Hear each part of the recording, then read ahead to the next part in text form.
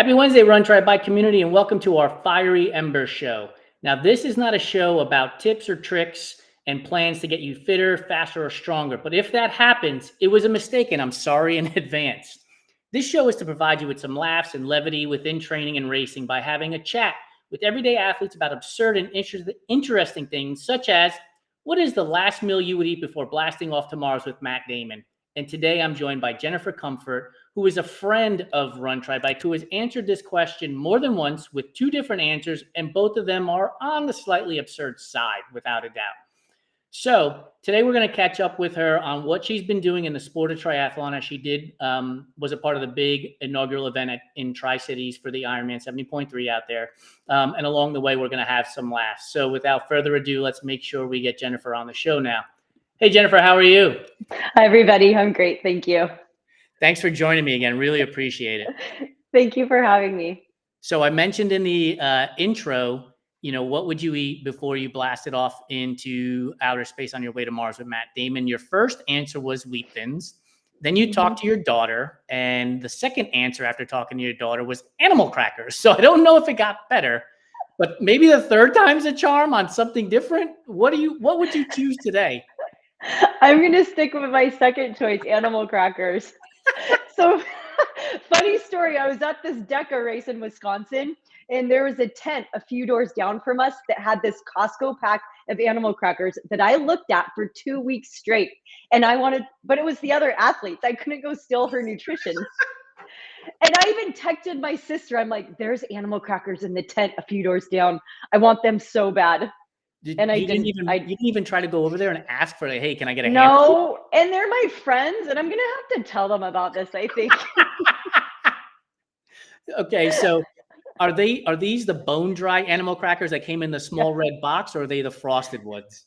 They're bone dry. I'll eat frosted ones too, but these ones were bone dry, and I ate them for 2 weeks straight.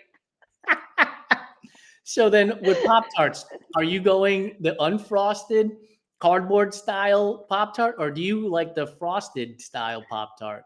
Oh, I'm frosted on those for sure. Yes. Okay. Like I think there's a strawberry flavor maybe, or some kind of berry. Yeah. Yeah. I love cherry and cookies and cream. Those are my two go-tos when it comes to Pop-Tarts. Fantastic. I've never had cookies and cream. Might have to check those out. Yeah. I mean, if you love Oreos, that's the way to go. Or at least the soy Oreos. Are you a cookies and cream fan, like cookies and cream ice cream, Oreo cookies, all of the above? Oh, yes. I would eat all of them. Absolutely. I've never asked you, when you're blasting off to Mars, what are you going to bring? What are you having? So, not to bring the show down, but my mother recently passed. And so it would have to be something that my mother made when I was a kid that I haven't eaten in forever. One, because I haven't lived near my mother in a long time, but two, I went plant-based. But my mother used to make, in our Puerto Rican household, it is a chuleta with arroz con gandules, which is basically a fried pork chop with rice and pigeon peas. And that meal just brings back all the memories, as being a kid and having it with my mother, my father, and my sister. So I think that would have to be the meal I had, knowing full well that Matt Damon and I are going to be on Mars eating sweet potatoes for the rest of our lives. And that would have to be that, I would think. I love it. That's definitely lifting the show up. The memory of your mom, plus a real decent meal. You would have to have the biggest bag or box of animal crackers. Do animal crackers come in the box nowadays, or was it a bag that you saw on the table? It was like a plastic, gallon kind of. Yeah. Was the athlete that it was for, were they eating them, or were they just keep skipping past? Yes, I saw her eating them. I love it. It's so funny, right?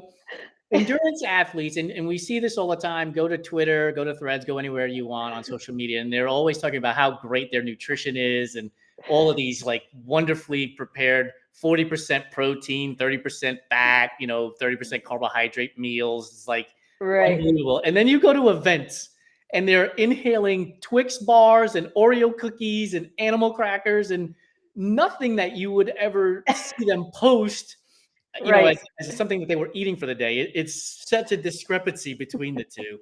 It totally is. Yeah. Yeah. it's why I love having you on here, because you keep it real with this stuff. Like, I'm gonna eat Oreos, yes, and I'm gonna eat animal crackers, and I'm gonna eat unfrosted or frosted Pop-Tarts. Yeah, I'm just gonna listen to my body. But like my Exactly. athlete, like sometimes he was eating like avocado wraps with cucumbers. Like I will eat one of those too, which is quote unquote healthy, and that's good too. I think we can have both. Yeah. 100%. So, the Oreos, let's go back to that for a second.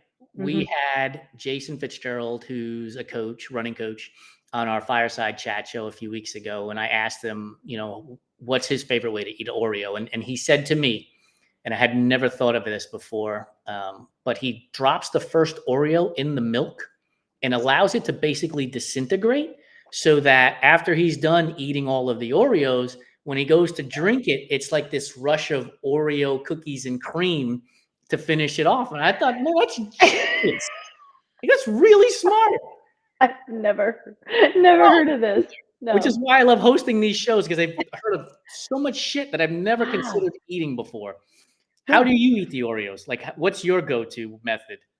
I'm just what I thought was quote unquote traditional, dip it in the milk and then eat it. I don't know. Do you dip half the Oreo in, or do you dip it all the way in so that your fingers are like in the milk and get it all totally wet? No, no fingers, just half. Just half. Yeah, definitely half. What do you do? I eat them like aspirin. Like, there's no milk anywhere near me. I just pop them in my mouth like aspirin. I don't have time for that extra step. That's interesting you mentioned you're plant-based. I'm pretty much plant-based at this point. I'll make some, if Yeah, again, I'm gonna listen to my body. But I've right. never actually tried Oreos with plant-based milk with soy or almond, which is what I drink now. I've only had it with cow's milk, so I don't know how that would be. And I have zero insight. I can't help you there. Yeah, And I I have don't know. I no. might have to go try it out after this. All right, so the Oreo package, it comes with like that resealable top, right? Yes. Yep. So when you do that, are you going into the middle of the tray? Are you going into the side of the tray that's under the package? And then how many cookies are you taking out at a time? Oh gosh. Okay. Well, I want to say I start at the top, but I don't. I think I would just go right in the middle, and three is the number that's coming to mind. I don't 3? know why. Yes. Is that a lot or a little? I don't know. Like, I'm normally a four packer, but it's Okay. ridiculous Okay. because I might as well just bring the whole package to the couch. Like, am I trying to get Okay. nutrients in my You bring garden? your package of Oreos. I'm gonna have my bin, my 2-gallon bin of animal crackers, and it'd be so fun. It'd be a blast. All right. So we talked about this in the green room just a little bit. For those of you that don't know, I ran a 6-hour looped event on a 1-mile course in Hemet, California this past weekend. And I was challenged to listen to one song for as long as I could. And the audience chose Dance Monkey. And I listened to Dance Monkey for 4 hours. So to you, Jennifer, what is one song that you would listen to on repeat? And how long do you think you could last before you toss the earbuds in the trash? Oh gosh. Well, I'm a big T Swift fan, Nice. but I don't know which one of her songs I would choose.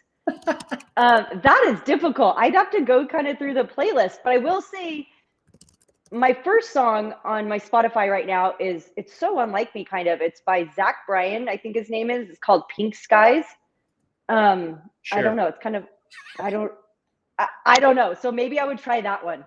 Wait a minute. I thought I didn't know anything about music. Like, you don't even know the guy that you put I on the playlist. No, I don't. I just like it. But it would probably have to be a T Swift song. I don't know which one. Do you know? That's difficult. Are you better at operating your Apple Music than I am? Like, do you know how to actually have the song go on repeat? Because I didn't. Ma- I think I'm marginally better. And I can't believe he did that. And when I was back in the green room, I actually got on Spotify to listen to that song because I've definitely heard it. It's a That's bop. legit. It's a Yeah. bop. Like, you can move to Yeah. it, right? Like, it's cool. But Yeah. for those who don't know what we're talking about, I literally have zero clue how to operate Apple Music on my phone. And so I would say, hey, Siri, play Dance Monkey every time the song ended, because I just don't know how to use the stupid thing. And I'm running next to this woman, Lisa, and I say to her, by the way, if you hear me say, hey, Siri, play Dance Monkey, it's not that I'm losing my mind. I'm just in a contest to challenge to see how long I can listen to it.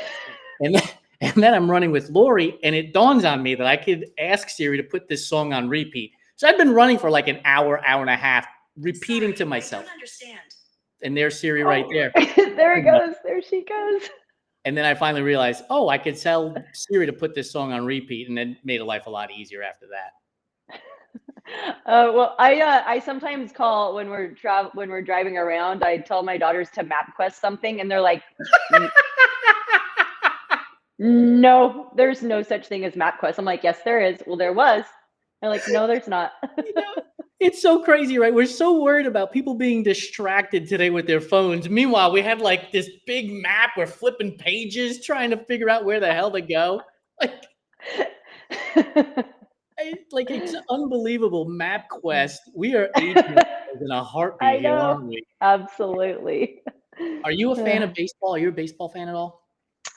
I'm not. I will go. I love going to in-person games. Like I'll go to a Mariners game. I don't know, maybe once a year. I'm not a big follower, but you're a big baseball fan, right? I love baseball, and right now the Mets are having a great season. And I think about this often. Like, imagine if you're at a race and they called your name out individually to walk up to the start line the way hitters at baseball games get announced, right? Now batting, number 12, Francisco Lindor, and he goes to the batter's box with a song playing. If they did that at triathlon or 100-miler or an event you're doing, now T Swift was on repeat, but this is one time they get to play a song. What's the song you're going to play as you walk up to the starting line? Oh gosh, I don't know. Well, okay, the song that's coming to mind is "Crazy Mary" by Pearl Jam. Okay. You could just say it Crazy Jen. I don't know.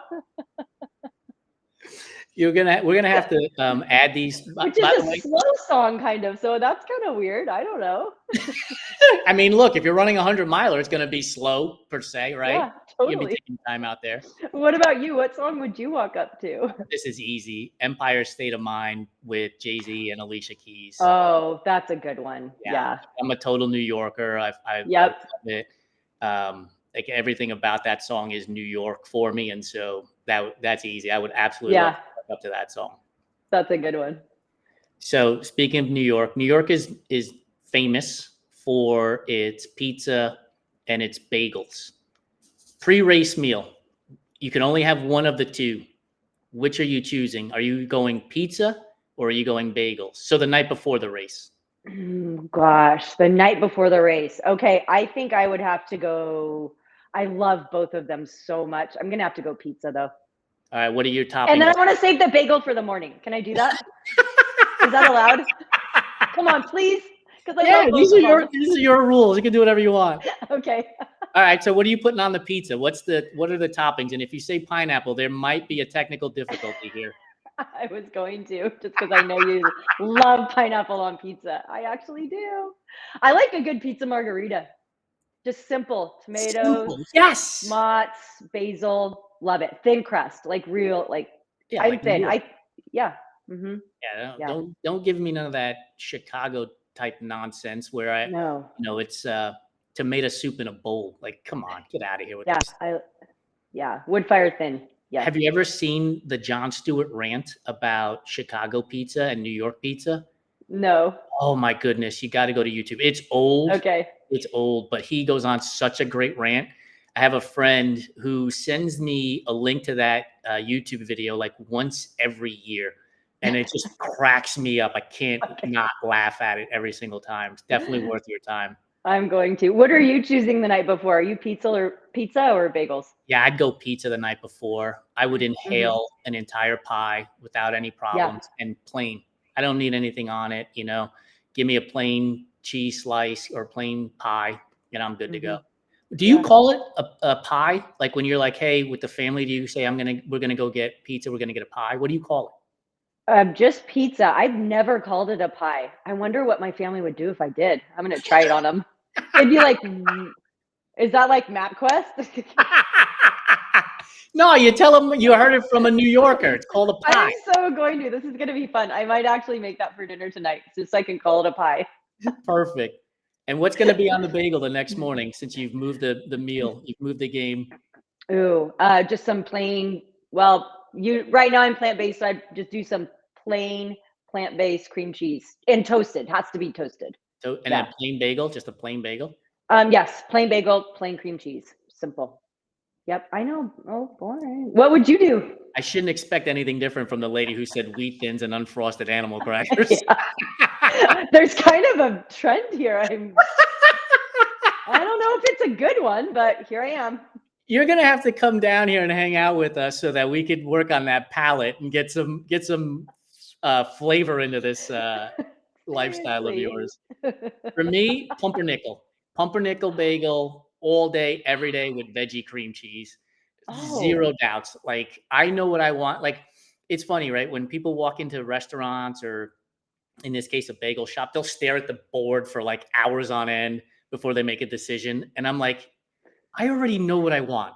I want pumpernickel bagel, lightly toasted, veggie cream cheese, and a black coffee. Let's go, kids. Like, this is New York. We don't got time for you to be staring at the board. you know what you want. That's so good. Speaking of bagels, before my first Ironman in 2010, a long time ago, I went to the local bagel shop before I went to Coeur d'Alene, and I got a bunch of bagels, and I put like, I don't know, 2 or 3 in my special needs bags because I was like, oh, they're super calorically dense. This will be great. I got it in my special need bag halfway through and took a couple of bites, and I'm like, oh, like too dense, like too much of a good thing. It was not a good. I thought it was such a good idea, and it didn't work out how I anticipated. It reminds me the very first Ironman. I did Ironman Texas in 2011, I think was the year. Mhm. Yeah, 2011. It was 108-degree feel like temp. It was boiling out there. Yeah. And you get on the run, and the special needs bathroom section is in, you do a loop inside like this little park before you go back out. Mhm. And I'm running into the special needs area. I'm on my second loop, and it's a 3-loop run. And I see this guy reach into his special needs bag and pull out a Whopper, like a Burger King Whopper. And my first thought was, good for you, dude. Like, you need your energy. That's fantastic. And then I realized, like, it's 108 degrees out here. He put Ew. that Whopper in that bag at like 5 a.m. this morning. It's been sitting out in the sun, baking in that plastic bag. It's got mayonnaise and ketchup and tomato. Like, I can't even begin to imagine that that was enjoyable at all. Oh gosh, no. Could you imagine eating a sun-baked 108-degree Whopper? No, actually not. Oh gosh, it wouldn't end well if I It would come right back. no. There's no Yeah, it would not. But there's outside of some that bagel, what's the most non-traditional thing, shall we say? So it wasn't a goo, it wasn't a gel, banana, watermelon you've consumed during any of your races, including ultras. ooh. Oh, and, so I raced in Italy earlier this year, and at one of the aid stations, I had cheese, like this block of Parmesan cheese. It was so good. I didn't drink any of the wine. They had wine at all the aid stations too, and I didn't do that. But Parmesan cheese was I've never had that in a race, and I took a bite, and I was like, oh my gosh, that's so good. And I went back to the table and took some more. Was it little pieces or was it a hunk and you just ate it like a carrot? Well, I think they were like kind of little, well, like medium pieces. Yeah. Yeah. So good, so delicious. And then also I trained with Rice Krispie treats this summer also. Not too crazy, but I don't know. Now this is for ultras. Like, would you include this in your nutrition plan for, let's say, like the Ironman distance or half Ironman distance, the 13.1 or 26.2 miles at that point? The Parmesan or the Rice Krispie treats? Both. Absolutely. Yeah, sure. I would Yeah. imagine. Can you imagine though, like the Rice Krispie treats sitting in the sun all They day? yeah, it That would might be not taste so good after a it while. would be messy. Yeah.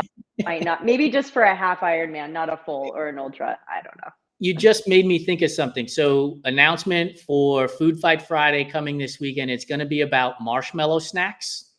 Oh. So, Peeps, s'mores, Rice Krispie treats will be on the list for Food Fight Friday.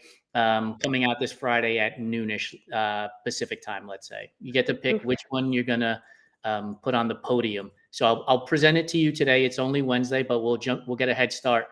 Peeps, s'mores, or Rice Krispie treats. Which one is going to take the top spot out of those three for you? Ooh, I'm as much as I like Rice Krispie treats right now, s'mores, absolutely. I love s'mores. And how are we roasting the marshmallow? Are you like? Oh, we're burning it. Yeah, we're just gonna burn it. Yeah, like I want my marshmallow to be a torch on the stick, so while I'm going into the caves with Indiana Jones, I could find my way through. I want it so burnt. But then I peel it off and then I reburn it. So you double burn? Yeah, double burn, maybe even a triple if I'm lucky. Oh, I've never heard of this routine. Oh, really? Yeah. So the soft part doesn't like uber melt after you peel the first layer? No, just take the charred part off and then reburn it. Yeah. Oh my goodness. Yeah. See, this is why you talk to people, America. You just never know what you want. Look at what you learn. Yeah. You know how to eat Oreos the proper way, according to Jason Fitzgerald. You now know that you can get a double or a triple burn on a marshmallow, according to Jennifer Comfort. And I've taught you how to use the repeat function on your Apple Music. See, I mean, so we are leaders here at Run Try Bike. Let's talk about Tri-Cities for a moment. So this was a big undertaking for you. I am extremely excited and happy and proud of you for putting on an inaugural event. Take us through a little bit of the process of getting the event into Tri-Cities, but then actually executing on it. Yeah, so it was a development over many, many years, and so many people and different entities, government entities came together for this. So Ironman was looking at us pre-COVID, but they're also vetting different cities as well. We didn't get the contract then, and I kind of, thought it was never going to happen. And then we got Kevin Lewis is our CEO of Visit Tri-Cities. He came via St. George. So he had that relationship with Ironman from St. George. And credit to him and his team at Visit Tri-Cities. Michelle York as well. She's also one of my athletes. I love her. And she completed the 70.3. And so they came in and they announced it October of 2023, I believe. So a year ago. And the race was just a few weeks ago. Sold out at 3,100 athletes. Amazing. There were 40 something states represented, over a dozen countries. And it just ran really, really well. Like it was fantastic. The weather was beautiful. The sun was out. It's a downriver swim. So triathletes, you gotta love a downriver swim. Absolutely. Yeah, for sure. So fast swim times. And then the bike goes through vineyards and wheat fields and some city streets. And it has a little of everything. It's technically called a rolling course, but it has a couple punchy hills and then some rollers. And then and it's all more towards the start of the race. And the last half is flat and fast. That's cool. Yeah, really fun. And then the run is just flat on the bike path along the Columbia River. So it's an out and back. The volunteers there was over 1,000 volunteers. Wow. And all the aid stations were well stocked, high energy. Even my high school daughter and her volleyball team were at an aid station. And I asked her what stood out about this race to her. And she said, so many athletes were saying thank you. And I was like, that's cool. I love that. Like, that is cool. Like, as we should be thanking people that are giving their time and energy. But to hear that from a younger person, it just made my heart so happy. That's awesome. What's harder, picking out the last meal you blast off into outer space with Matt Damon or putting on this event? Gosh, let me think. It has to be picking out your last meal. I mean, your choices have been ins and outs. I mean, running an event, that's just kind of normal. No, it actually did take a lot of organization and what were the aid stations stocked with? Rice Krispie treats, Pop-Tarts. I wish. No, they were like I wish that would be so awesome. They had gosh, I had the basics: the bananas, pretzels, oranges, the electrolytes, water, Coca-Cola, ice. It got a little warm, but not hot. Yeah. I think if we had an aid station at one of these events that would like at a triathlon, because at ultras you see that stuff all the time. Yeah. But if at like an Ironman triathlon type of event, if we had like Rice Krispie treats and Oreos and little mini Snickers and Twix bars, Parmesan cheese, blocks of Parmesan cheese, just big blocks. a 2-gallon bag of animal crackers, like I bet you'd get even more thank yous from the Yeah. athletes to the volunteers that are handing them that stuff, without a doubt. We could be onto something because we have we have a few local triathlon races. Might have to, yeah, add this to them next What do you year. have coming up race wise for yourself? Is 2024 done and you're starting to plot out 2025 for yourself? How about your athletes? What are your athletes looking to do? Oh gosh, I have a little of everything right now. I have some trail runners that are gearing up for some trail races. I have mostly a lot of off season, which we're going to be focusing on strength right now, switching gears, lowering the volume, Yep. which is driving some athletes crazy already, which I get Yeah. absolutely. I'm kind of driving myself crazy because I don't know what to do next, to be honest. I do have an athlete going down to Indian Wells, which I hear you're doing too, maybe, Jason? There's a very good chance that I will be heading down to Indian Wells to Okay. complete my first 70.3. And I think it's 7 or 8 years at this point. It's been a while. Wow. Yeah. Wow. That's it. This was my first one in 5 years. So How'd it I go? don't, it was good. It wasn't like, You're not instilling confidence in me pressing the register button here. it wasn't, like, it wasn't like lights out amazing. Like, this course, I should be doing a sub 5, let's be honest. And I wasn't, I didn't. But I did okay. I did Yeah, I fine. mean, look, like life changes, Yeah. desires, wants, and everything changes. And like, I have zero idea that I would be anywhere near my fastest Ironman times whatsoever. Yep. I just want to go and, it's been cool to reconnect with my bike in the last 3 months, which is something I hadn't done in a number of years. And Hmm. remembering how much I actually love cycling and going and finding the steepest climbs I can find in this area. And it's been awesome to do that. And so, I say this a lot, right? When you race, it's the victory lap. It's the celebration of all the training you've put in for the days, weeks, months, maybe even years leading up to the Hmm. event. And that's how I would look at this. I mean, first of all, the water at Indian Wells is freezing, right? It It's is so so cold. I've done it twice. It's yeah, cold. it's cold. And Oh, so if I just get yeah. out of the water, that's a victory. Like now Yeah. I'll take my time on the bike getting warm, and, Yeah. and reheating up before I get out there. So we'll see. I haven't pressed the register button mostly because, Okay. life changes and things happen. And I'd hate to put, $500-$600 or whatever the cost is to an Hmm. event and then not be able to race it. So, I'm holding off Sure. as long as I possibly can before I do that. Hmm. Before I get there. But yeah, that's next on the list. And then for me, it's also I'm looking for my next backyard ultra. I love the format. I've done 3 of them, 4 of them maybe, but it's like my Everest because I don't know how to pace myself at that thing. And Hmm. so I've Hmm. gotten as far as 50 miles. I physically I know I can go further than that. Um, Oh, yeah. but I have to remind myself how to pace myself at something like that. And so that's my Yeah. Everest. So I'm for one in the, I guess, winter it would be. Is there an event distance or an event type that you're like, this is my Everest. I need to figure out how to conquer this? I have some things I've never even said them out loud before, so I don't know, but I'll come back to that. But when you talk about backyard, are you talking about the 4.12 mile every Correct. hour on the hour format? Yeah. Yeah. Yeah, I love those too. I've done a couple and they're so fun. I Yeah. would love to do another one of those.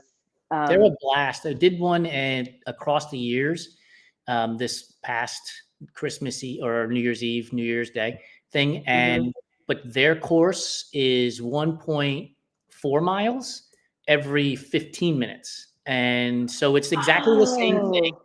Oh, It's exactly the same thing. It's just, it's just shorter time frame to get it in. And it made it a lot harder to because you're like, it's 1 mile. I can run 1 mile. And so you're like, blowing through it. And then, you're wearing yourself out. So, but it's one of the events that I look at every year and I'm like, I need to figure out how to make myself better at this. The one thing that I've seen, at least the backyards that I've done, the successful athletes or the one that in particular that I'm thinking of, he is a speed walker, like practices speed walking. Like, I don't know, is it like the movement of the hips, or I don't know how to do it, but I've asked him to teach me. I need to reach back to him and I don't know. I've seen that, and he could walk faster than I was jogging in those later hours. I mean, it's definitely a way to keep your legs fresher for longer. There's no doubt about it. At the Bountiful event, it's a 1 mile loop. And what I did is I power walked the slight inclines there. It's relatively flat, but they have some slight inclines. I power walked the slight inclines at that event and then ran the rest. And I was coming in on those miles, 11 and a half, 12 and a half minutes, which would be ideal, right? If you're doing a backyard ultra style thing is, 13, 14 minutes, because you don't need as much, for me anyway, you don't need as much recovery in between. But I haven't gotten that into my head in actual practice, right? Okay. If I finish in 11-minute miles, that's 45 minutes-ish. I've got 15 minutes to recover, and, and then you realize you're just standing there and the blood is pooling. Whereas if you stayed more active, came in like 53, 54 minutes, you get your water and your food, because you can eat while you're running, dude. Duh. Sure. And, right. It's not like you have to eat it in the space there. So it's definitely one of the things that I'm looking forward to in the new year as an event to get back to and try to see if I can get past the 50-mile mark. So now you have to answer the question. Well, I'm kind of, so I just got back right before the 70.3 here in Tri-Cities. I was coaching and crewing at a DECA event, which is a 10-time Ironman. And and I've been involved in those for the past few years, from doubles to quintuples, which are 5, and now the 10-time. And I've never gone over an Ironman distance in triathlon. So I am curious about it. Yes. That's awesome. Keep finding the next challenge. That's what it's all about. And then the other one is I've done 100 kilometers running in, actually in a backyard. I've never done 100-miler. So, and I was going to, if I didn't get into the Italy race this year, because it was a lottery only selection, I was going to do 100, but I got into Italy. So I went to that. So that's kind of, you've done hundreds, haven't you? Yeah, I've done 8 of them. Oh my gosh. Okay. So what do I need to do? What's your advice on getting into them? Like as in pressing register? Just go to the website. Oh no, that's too scary. I can't do that. Send me your credit card. I'll register for you. No, I mean, honestly, just freaking do it, Jen. Just freaking do it. I love the 100-mile distance. It's when people ask me what's my favorite distance to race, it's the 100-miler, because I know it's going to take all day, right? Sure. And knowing that, it feels like the pressure comes off a little bit, where I know that some miles, make a number up, are going to be a 10-minute mile, and I know other miles might be 25-minute miles. No rhyme or reason to it, but you're out there all day and you're problem solving. And so my tips and my advice for people getting into their first 100-milers is make sure you're eating and drinking constantly. Like, that's your only job. Eat, drink, and move forward, right? If you can do those things, you'll be fine. Animal crackers, water, and move your feet. Yeah, Oreos, animal crackers, Rice Krispie treats, Pop-Tarts. Pop-Tarts. At Cocodona, I had 2 Impossible Whoppers, so get those in too. Okay. Because again, it's not like a marathon where you're running as fast as you can. You're going to be doing a lot of power hiking and walking. So get calories in. And I always tell people who ask me these questions about 100 miles, like, think about what you eat in a day when you're not moving constantly. Well, now you're going to be moving constantly. So eat what you would eat in a day and add some to it, right? But I think if you go out there with this idea of this is going to take all day, whatever that all day number is. I've gone as fast as 19 hours. I've gone as Wow. it's taken me as long as 28 hours, right? Every race Okay. is different. So, but if you Yeah. know it's going to take you all day, then you kind of forget about this idea that I have to blast out at the start line and do all of these things. Like, just go run with what the terrain gives you. Talk to the athletes around you as you're out there, commiserate with each other, make each other laugh, have fun, chit chat as much as you can, and recognize that every step forward is another step towards the finish line, and you will get there. I just, I think they're a game changer for your life, that I think gives a lot of people the opportunity to think about their life, things that they would do. And so it's a great time to reflect too. So that would be my advice: is go to the site, press register. You know how to train. You're a coach. You know how to figure all that stuff out. And then on race day, tell yourself, we're out here to have fun. We're going to have a blast. It's going to be a fun time, and enjoy yourself. Like, I don't like, again, it's one of those things, like, of course I'm nervous. I hope I finish. I've DNF'd canyons here as well, but that shit's going to happen too, right? Like, I made it to the 50 mark. I don't think it's a failure to get to a 50K mark on a super hot day with a lot of climbing. And so I just think, just have fun out there and go for it and see what happens. And then just keep going out there and keep going out there and keep going out there, and get yourself a good crew, good pacer, or two pacers, matter, because they will make a difference. The one thing I've recognized about 100 milers is the race starts at the 60-mile mark. Like, a lot of people will at that point have done 100K. And so they'll be like, okay, I got here. And then it dawns on you, holy shit, I got to go another 40 miles. Holy shit. You're like, oh my God. And so if you get to that point, and if you have a good pacer and good crew, I think you'll be great. I love that. And also something you said on another podcast, the long run, about kind of, I feel like we might be in a similar time in our athletic evolution, the 15 years plus we've been at this, where when you said you just want to be out in nature and free and fresh air, and it's less about those times, and just the experience. And I can kind of relate to that. Yeah. Like, I haven't had a Strava account in 4 or 5 years. It just like it became less important to me. And it became more important to enjoy my time outdoors. It was my time. It wasn't, I don't need the kudos on, a 1 hour spin trainer ride, like, to know, like, so I get the value of Strava. It's definitely inspiring and motivating for a lot of different people. At this point in my athletic journey and endurance sports, it's not important. That stuff. I get data from Training Peaks and Garmin Connect and all of those other places too. It's about the people in the community. When I see another cyclist going in the other direction, you do the wave or the head nod. Like, that to me is the cool part about doing this stuff for as long as we've done this stuff at this point. Are you a head nodder or a hand waver when you're running or cycling? Oh, actually, yesterday I was a piecer. I was throwing up.